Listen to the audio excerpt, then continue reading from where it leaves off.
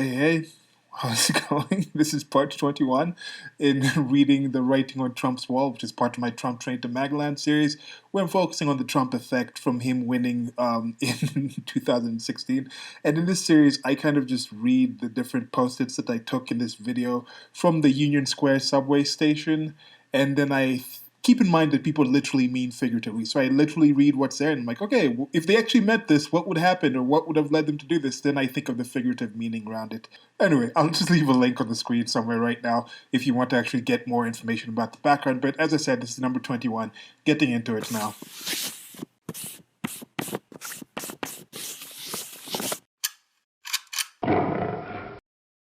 So I normally start these with current affairs. I'm not going to talk about too much current affairs right now.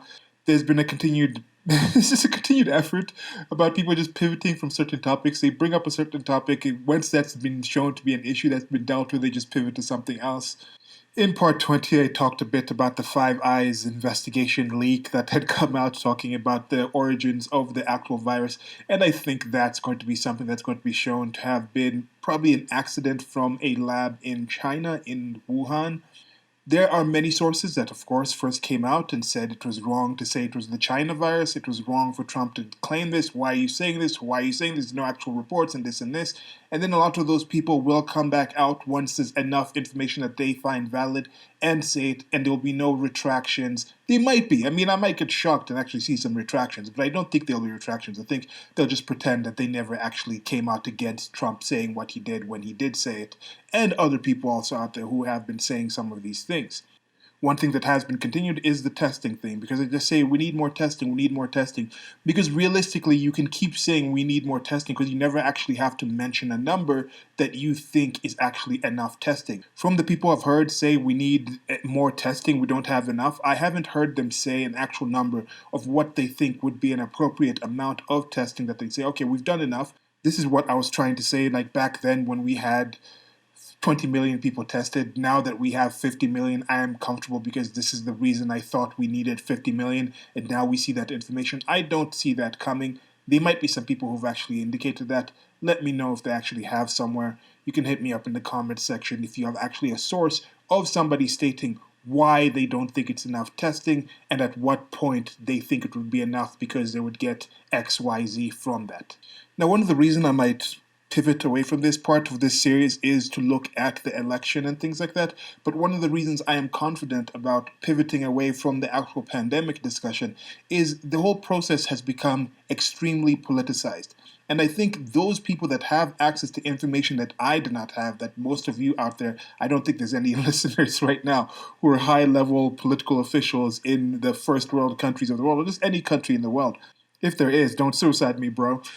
But joke aside, the fact that those people have politicized this to this level is making me confident that they have access to information knowing that the virus itself is not something that is a massive threat. It is a known factor. They know what the general fallout is going to be. They know the actual death toll is not going to be something that is high enough to a point that they can be blamed for behaving in certain ways around the actual issue, which is why they can now go to the secondary issues, the related things, the side effects, and all these things of the economics, the policies, who's being helped, who hasn't been helped, what this person means to do. They're not trying to score political points because they're just getting back into the general script of political theater.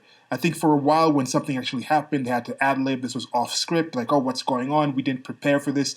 But this is now getting back into a lane that they understand. They understand the story, they understand the general thing, and now they're going back into their practiced roles and acting their positions out. And of course, I could be wrong. If the thing somehow flares back up, I'll probably come back and discuss that more. But I also talk about those topics in other locations. Let's get back to the actual Trump train to Magaland, the writings on Trump's wall, by reading the first post-it for today. Heaven help us all. Okay, so this one literal. Literal, it could be someone who literally actually does believe in a heaven, in a God and things like this, and is asking them to say it. But this is a saying that is said by a lot of people. I actually think this is more likely to be somebody who doesn't literally believe in the biblical heaven. Because when I think heaven help us, I'm not necessarily thinking. I think if you actually believe in it, you pray normally directly to God, and I know the Christian religion is sort of polytheist as it has the saints, and depending where you're at, has the saints, the angels, and Mother Mary, and all these other beings, the Holy Ghost, Jesus, that can actually help you in your life. But it seems that majority of Christians seem to pray directly to God and Jesus and the Holy Ghost. I guess you can add, yeah, okay, so yeah, this could be heaven. Maybe they're thinking of the pantheon and they're thinking of that kind of way, where literally that way. But I think heaven help us is just in general where they're saying this is a life-ending event. This was like, wow, the world is ending. We can't believe this is happening. Trump has won. Please heaven help us, save us from this despotic being. And I've talked about this in separate locations where some people might be surprised that somebody who's not a Trump supporter might be religious.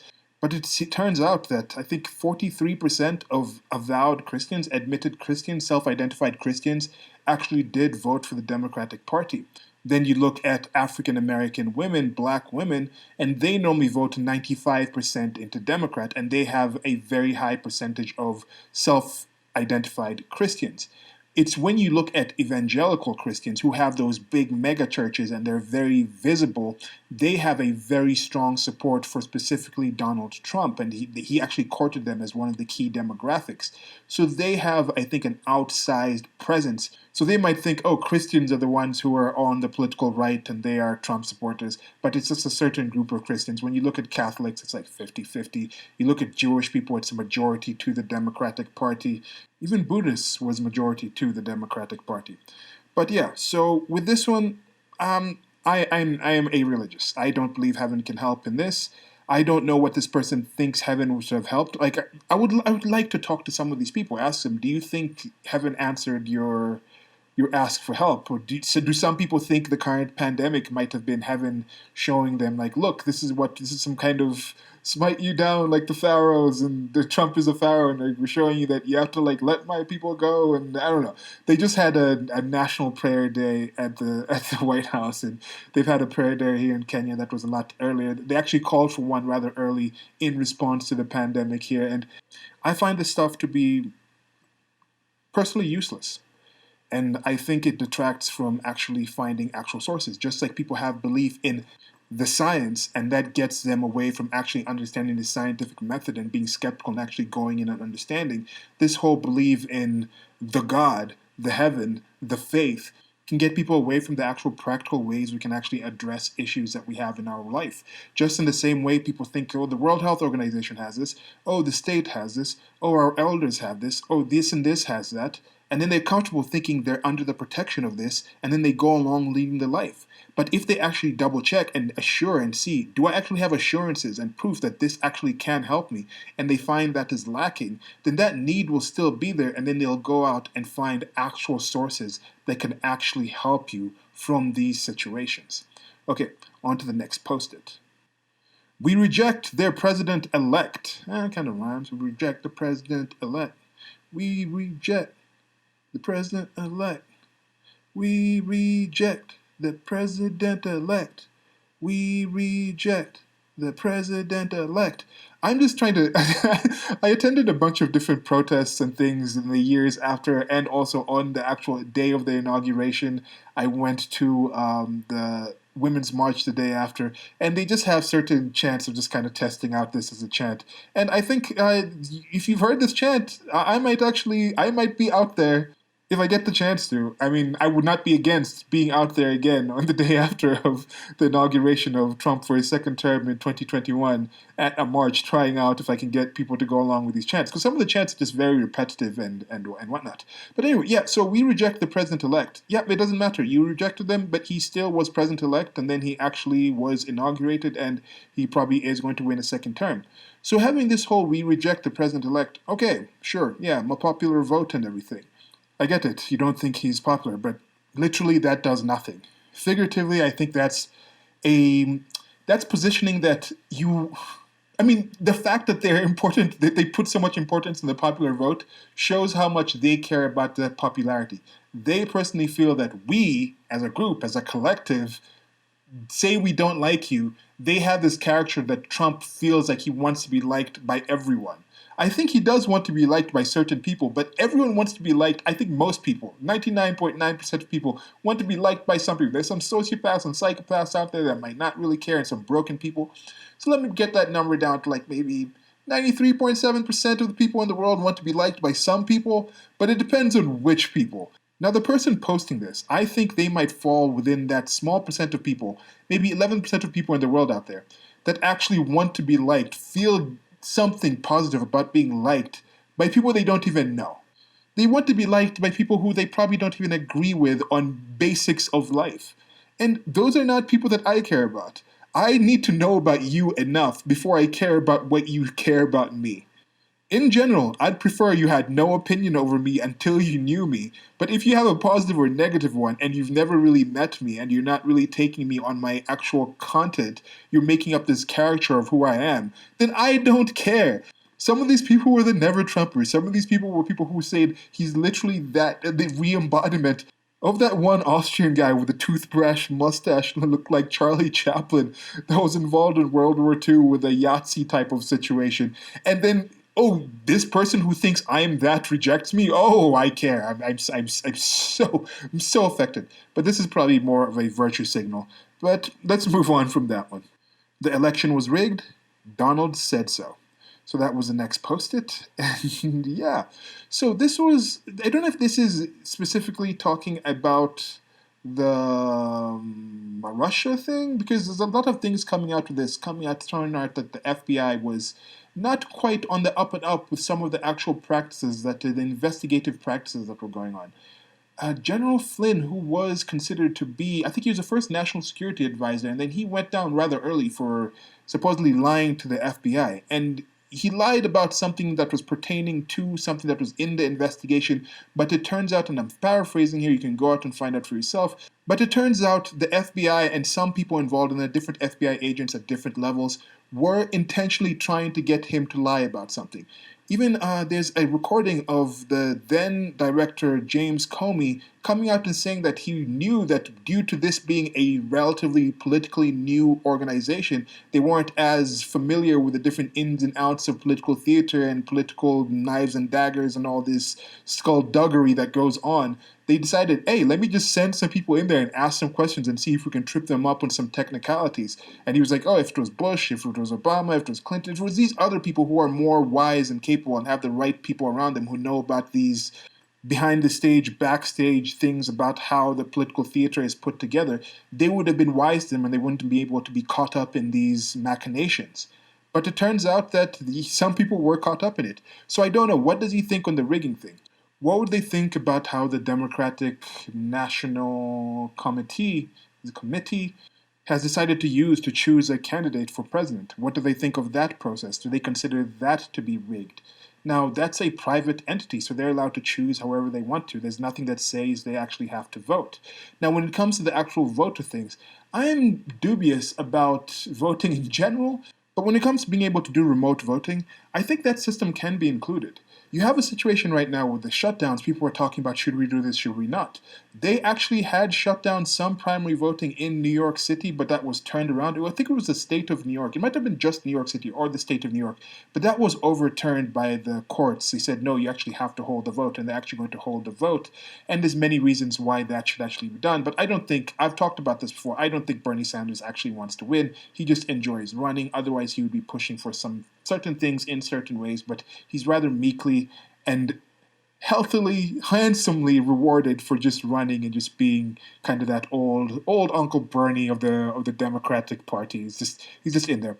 So that's not something I really consider he's really taking. He's not really sitting at home like crying like, oh man, I can't believe what they've done to me again. No, it's horrible. Horrible! My revolution will never happen because of these horrible Democratic Party. No, he doesn't care. He doesn't care. It's the Bernie bros and Bernie sisses and Bernie papas and mamas and aunties and uncles and all these other people. They're the ones that actually care. Some of those actually care, and I feel a bit for them because they still are not anywhere close to as jaded in the political process as I've been for probably at least a decade now. So they're still more actually thinking their revolution will actually take off. But no, I have a separate video on that. Like Bernie didn't lose because of the Democratic National Convention. He lost because he is Bernie Sanders. But what I was trying to get at was they were talking about getting a situation where they have remote voting for the entire election. And I think this is in part because some of the Democrats think most of the people who seem to be supporting our party, the different age groups and demographics, they have statistics on this, don't actually go out on the day for voting.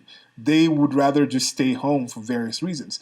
And I think they have reason to think that if you give supposedly these all younger people an app, more of them will actually be willing to participate in the voting process and send their vote rather than going into an actual voting location, standing in line and putting in a vote. Now, I'm not quite sure. First of all, a few things. The actual first one, we might have forgotten this because it seems like it's something that occurred in BC times, before coronavirus times. The Iowa caucus, when they actually had that app that just completely bungled up the results, that has shown how it's not a straightforward thing. There are voting things on national things like American Idol, people call in. There's ways to set this up, but I don't think it can be set up in time. Look at what happened with the Obamacare website. Nothing like this can be set up to a system that actually works. Look what's happening with just releasing the actual monies that people are getting on unemployment and the stimulus package and this aid and all of that. Look at all those systems. If this is something that can be done, it can be done, but it's not going to be done in this span for this next election.